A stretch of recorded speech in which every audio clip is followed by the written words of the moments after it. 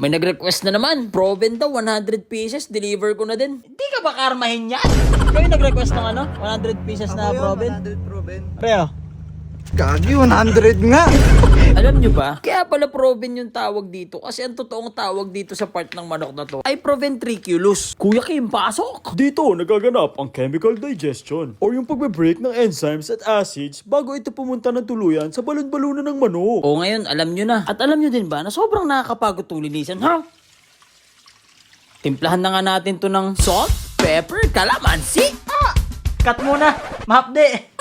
Mix nyo lang yan mabuti. Then para naman sa pang-coat natin, harina lang yung gagamitin ko. Gusto ko kasi ma-achieve yung luto na para talagang nasa kanto eh. Then after ma-coat lahat yan, strain nyo lang yung excess na harina para pag nagprito kayo, hindi agad umitim yung mantika.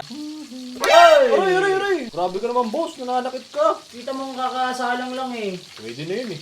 Prito nyo lang to ng mga 2 to 3 minutes para hindi masyadong kumunat. At syempre, di tayo papayag na wala tong kapartner na Mang Tomas Kilabot, spicy suka. Isa pa sa nagustuhan ko dito, meron siyang totoong bits ng onion, garlic, at ginger. And available to sa lahat ng e-commerce platforms nila and leading supermarkets nationwide. Uy, 95 na la.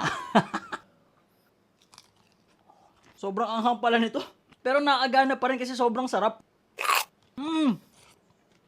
Ikaw ba, may request ka? Comment mo na lang sa baba. Tapos sige, deliver ko na din. Tara, deliver tayo. Ito na ata to.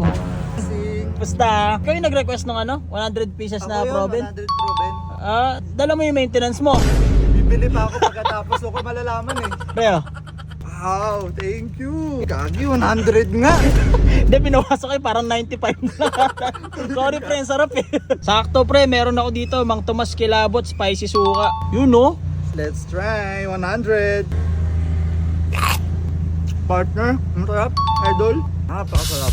Kasing thank you sa deliver. Kala ko di mo tutuloy yung 100 pieces. Maraming salamat ha, maraming salamat. Rock and roll.